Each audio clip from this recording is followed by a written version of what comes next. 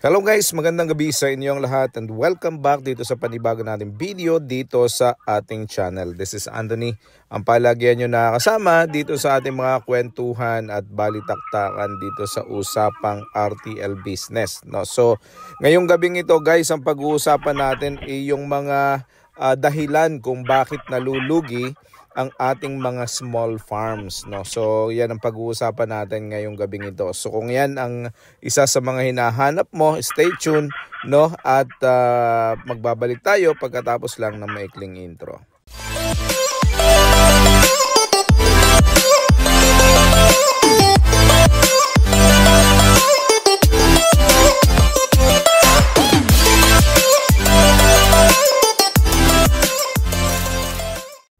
Okay guys, ayan, welcome back.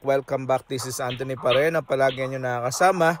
At kung kayo po ay bago sa channel na to, welcome po kayo sa channel. At wag po kayong mahiya na mag-subscribe sa ating channel dahil po yan ay malaking tulong para mas marami po tayong maabot na mga kapwa natin RTL.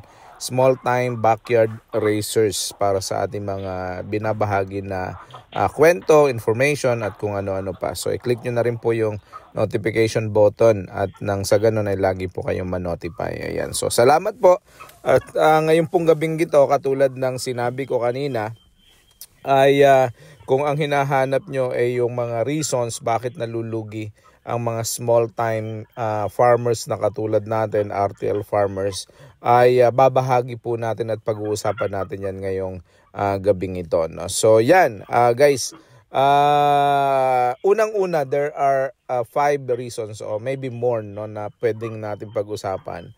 Napakaraming mga reasons na pwede natin pag-usapan na magiging dahilan kung bakit tayo malulugi. So unahin natin yan guys doon sa katotohanan na minsan wala tayong business planning. So the first thing that makes us a bankrupt o nalulugi tayo is lack of business planning o poor financial planning. So yan po yung isa sa mga nagiging problema natin, no? So minsan dahil nakita lang natin yung kaibigan natin, nakita natin yung mga sa Facebook may nagpost na ganito, maganda ang negosyo, is iniisip natin na madali lang siyang gawin at pwede natin gawin. So hindi natin naiisip kung paano natin patatakbuhin ang business, anong paraan ang ating gagawin at ano yung ating financial plan, no? Ano yung ating business plan. So kalimitan dahil hindi natin napagplanuhan, minsan ay kinakapos tayo sa kapital, minsan kinakapos tayo sa pangsuporta at dahil dyan ay nalulugi tayo. Ayan. So okay, so ang sunod diyan, yung pangalawa natin na magiging rason kung bakit tayo ay nalulugi is basically failure to set clear business goals and strategies. So mahalaga guys na kung tayo magsisimula ng RTL business, meron tayong goals, meron tayong strategies, no? So ano yung ating goal sa ating pagninegosyo ito? After 20 months, ano yung ating gustong marating? At ano yung mga pamamaraan ay yung mga diskarte natin para marating natin yung mga goals na gusto natin. Gusto ba natin na magsimula ngayon na maliit, 200 heads muna, tapos after the end of the cycle meron na tayong 2,500. Paano natin ifa-finance yan? Paano tayo kukuha ng pansuporta dyan? At saan tayo kukuha ng budget para makita natin? So meron tayong specific goal doon sa gusto natin marating at the end of the cycle. So dapat natin pinaplano ng ayos yan. So the next thing is the third one is inadequate knowledge and skills, no? So like I said earlier on, nakita lang natin yung kaibigan natin, nakita natin sa Facebook na pwede natin gawin. Meron tayong mga fina-follow na bigla na lang maganda ang kita, pinapakita na ganito ang income, ganito ang expenses, tapos atin ang binanatan, no? Atin ang binanatan agad, no? Bumili din tayo, gumaya-gaya tayo, tapos hindi natin alam na may mga challenges pala ito, no? Pwede palang mamatayan tayo ng manok, pwede pala tayo mapeste, mahal pala ang feeds, no? Mahirap pala magbenta ng itlog. Ito yung mga challenges, hindi ka handa, wala kang enough knowledge, may sakit ang iyong manok, paano mo siya gagamutin, mayroon siyang bumagsak ang production ng itlog, paano mo siya papalakasin. Yung mga ganun ba, dapat alam natin, may enough knowledge and skills tayo kung paano natin papatakbuhin yung negosyo. Kalimitan, yung nagiging dahilan kung bakit tayo bumabagsak, bakit tayo nalulugi, dahil wala tayong hindi tayo nagpo-possess, hindi tayo nagtataglay ng ganyang mga kaalaman at saka kakayanan. Ayan. So guys, dapat meron tayo niyan, no? Basta wag kayong pasok ng pasok, hindi dahil nakita nyo na kumikita, ginaya nyo na dahil may pera kayo. Minsan konti lang yung pera, hindi kayang sumuporta. Kaya kinukulang tayo. Okay? So guys, ang susunod is limited understanding of poultry management and practices. No? Yan yung isa sa mga dapat alam din natin. Yan yung isa nagiging dahilan kung bakit bumabagsak tayo. Kasi wala naman tayong experience, wala tayong knowledge, wala tayong kahit na anong alam sa mga practices sa pag-aalaga ng manok, nalulugi tayo. Ayan, so yan. The next thing guys is lack of technical knowledge on disease control and biosecurity.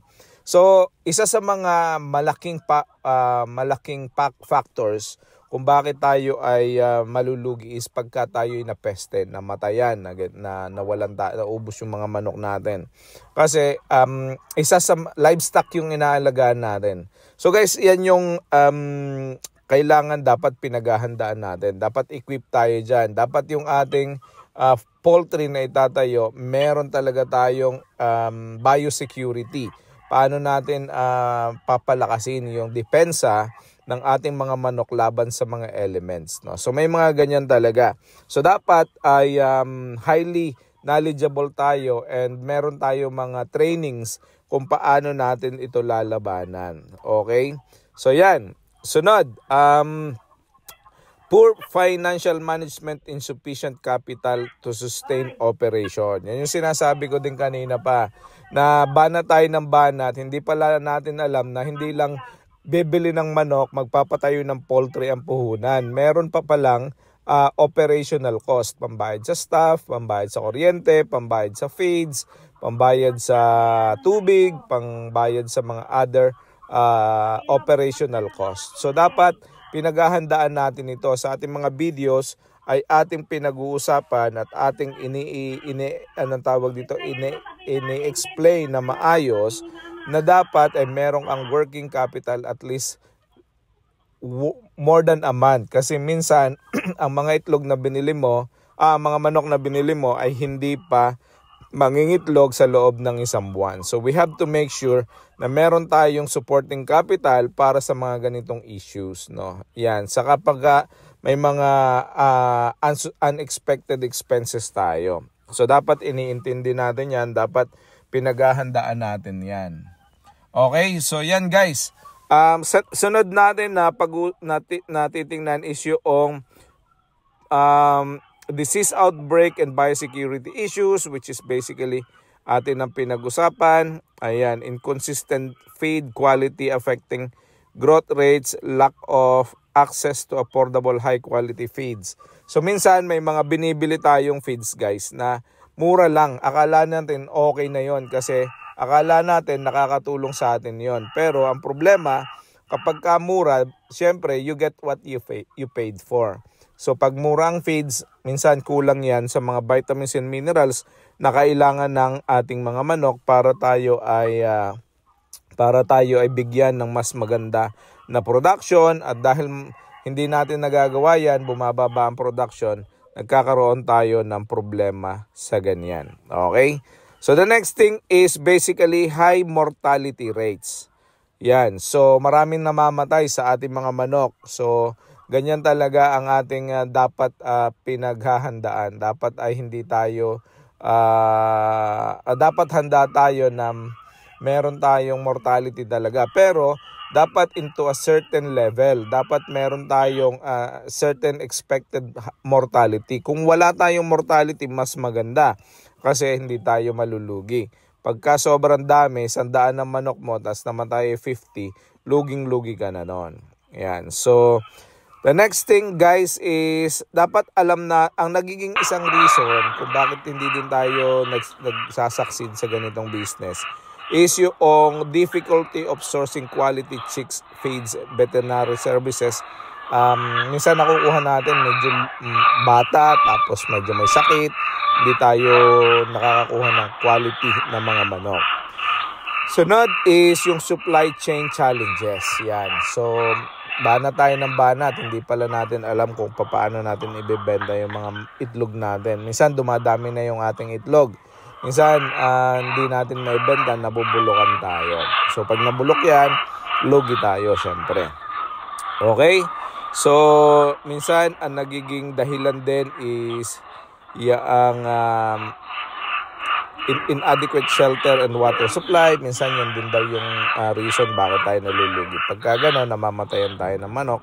Ayan, so guys, ayan, so napakarami na natin. Ito pa pala, isa na lang, last one, na reason bakit tayo nalulugi. Dependency on middlemen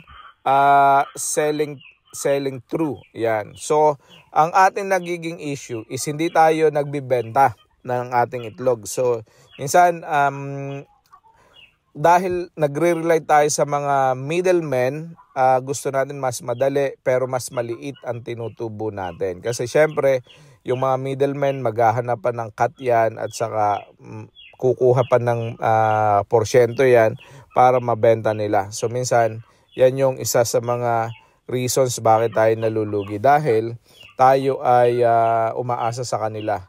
No, pagka wala sila, wala tayo, no. So dapat alam natin paano natin ibebenta ang ating mga itlog, saan natin ibebenta. Mas maganda kung direct nating ibinebenta sa consumer para nang sa ganon ay mas malaki yung ating tutubuin, 'di ba? So guys, yan lang para sa gabing ito, sa araw na ito ang sharing natin. Hopefully makatulong ito sa lahat ng mga tao na gustong magsimula ng RTL business. Thank you guys. God bless and see you all sa susunod nating video. Bye-bye.